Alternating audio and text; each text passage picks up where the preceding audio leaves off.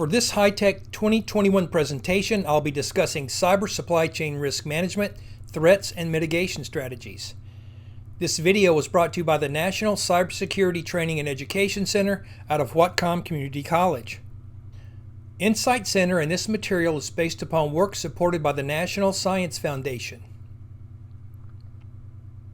My name is Philip Kreger. I'm a professor of cybersecurity at Embry-Riddle Aeronautical University in Daytona Beach, Florida, and I'm also a co-principal investigator for NCyTE. So as an overview of what we'll be discussing, first we'll talk about what a supply chain is, the phases of the supply chain, why and where the supply chain is susceptible to malign actors, the concept of cyber supply chain risk management, current and emergent laws and regulations regarding cyber supply chain risk management, and finally we'll discuss educational resources provided by NCyTE on their YouTube channel.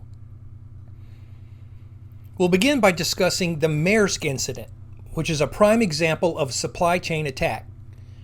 Maersk is the world's largest container shipping company with more than 800 seafaring vessels, accounting for a fifth of the entire world's shipping capacity.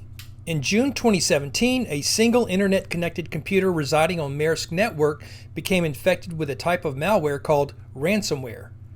The ransomware spread quickly across Maersk's global IT infrastructure, encrypting hard drives across 170 Maersk global offices, forcing recovery efforts to the entire IT infrastructure, including reinstalling software and files on over 4,000 servers, 45,000 personal computers, and 2,500 applications over a 10-day period.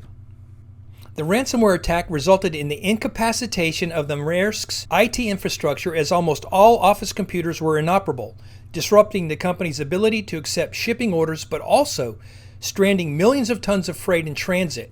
Port terminals in the United States, India, Spain, and the Netherlands, all run by Maersk, experienced massive disruptions. Even when the container ships were able to dock at a port, the thousands of semi-trailer trucks that pick up and distribute cargo were unable to collect it, as there was no way of knowing which containers were on the ships or the cargo that was inside. Losses were conservatively estimated at $10 billion. But this not only affected Maersk, it also affected other companies, developers, suppliers, and customers. The Maersk incident was a prime example of what is called a cyber supply chain attack. So what is a supply chain? A supply chain is a network between a company and its suppliers to produce and distribute a specific product to the final buyer. This network includes the different activities, people, entities, information, and resources. The supply chain also represents the steps it takes to get the product or service from its original state to the customer. So the world's economy is relying more and more on advanced hardware and software, or what is commonly called information communication technologies. These products include things like computers, networks, smartphones, but also Internet of Things devices such as security cameras, game boxes, smartwatches, Wi-Fi access points, smart refrigerators, smart thermostats, smart washers and dryers. But these involve not only consumer products, but also things like automobiles, ships, aircraft, trains, helicopters, and subways. All of these now rely on information communication technologies, computer chips, and networks. ICT products are built on hardware containing hundreds or thousands of physical components and sometimes millions of lines of code, and many of these components are commercial off-the-shelf products. The physical components and software that drive these products are typically sourced from a variety of sources. The globalization of the marketplace means that these components and software can be sourced from dozens or hundreds of companies throughout the world. The question we have to ask is, are these physical components, the thousands or hundreds of thousands of components, or the millions of lines of code, are they cyber secure? Another question, have the products been designed and tested to ensure confidentiality, integrity, and availability, three properties that we want to protect for our data and our information? These current and emergent technologies are composed of significantly more diverse, complex, and commercially available hardware components and software than any time in history. The supply chain for these technologies may involve sourcing from a hierarchy of suppliers, from prime contractors to Tier 1, 2, 3, and Tier 4 subcontractors that provide these hardware components and software, and services to upstream and downstream suppliers within the supply chain. Even lower tier suppliers, often small and medium-sized businesses, are reliant on the global supply chain network. If these products contain components and software that are sourced from multiple, changing, and diverse suppliers, how can we be sure that they are secure? Now let's look at the phases of the supply chain and where supply chain attacks can occur. The first phase is the requirements phase, followed by the design phase, the development and manufacturing phase, the testing phase, distribution, use and maintenance, and finally disposal. Supply chain attacks can occur at any of the aforementioned phases. Let's take a look at an example of an actual supply chain attack during the development and manufacturing phase. As reported by Bloomberg Businessweek, a Chinese military unit designed and manufactured microchips as small as a sharpened pencil tip. Some of these chips were built to look like signal conditioning couplers, and they incorporated memory, networking capability, and sufficient processing power for an attack. The microchips were inserted at Chinese factories that supplied Supermicro, one of the world's biggest sellers of server motherboards. The compromised motherboards were built into servers that were assembled by Supermicro. The sabotaged servers made their way inside data centers operated by dozens of companies. When a server was installed and switched on, the microchip altered the operating system's core so that it could accept modifications. The chip could also contact computers controlled by attackers in search of further instructions and code. And Businessweek had a simulation of exactly what this chip looked like. As you can see there in the circle, that's exactly the size of the chip. It's smaller than a tip of a pencil. And as we continue adding all of the thousands of components on the motherboard, it becomes invisible. The chip essentially created a back door to the server, allowing malign actors to connect to it and alter or capture information. Therefore, malign actors didn't have to hack into the systems, they were provided a built-in back door to the system.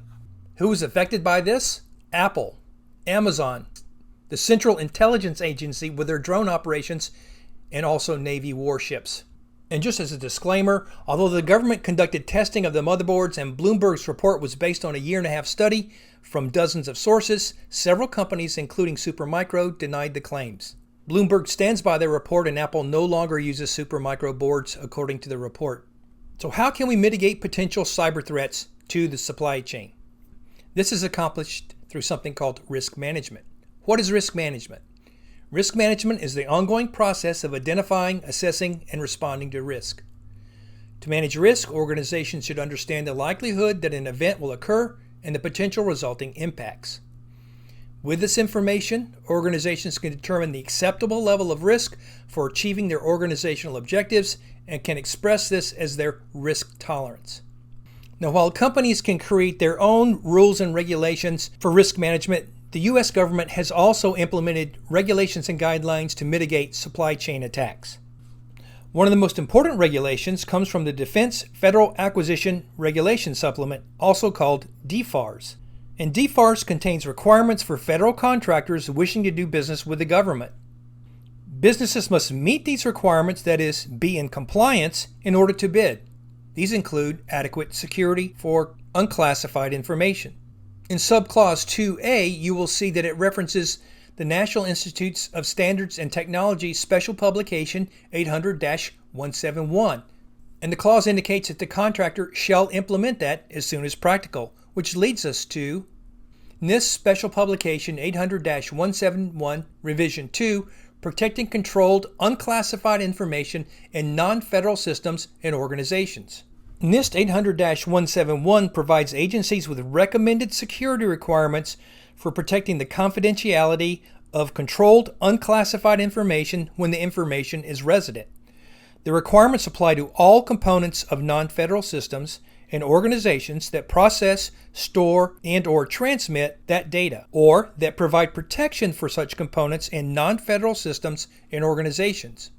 In 800-171 includes 14 security families that range from access control, awareness and training, audit and accountability, all the way through risk assessment, security assessment, and system and information integrity. And within each of those security families, one will find more basic security requirements outlined in detail. An additional set of standards and regulations comes again from the National Institute of Standards and Technology through their Framework for Improving Critical Infrastructure Cybersecurity, also known as the Framework. The Framework is a prioritized, flexible, repeatable, performance-based, and cost-effective approach, including information security measures and controls that may be voluntarily adopted by owners and operators of critical infrastructure to help them identify, assess, and manage cyber risks.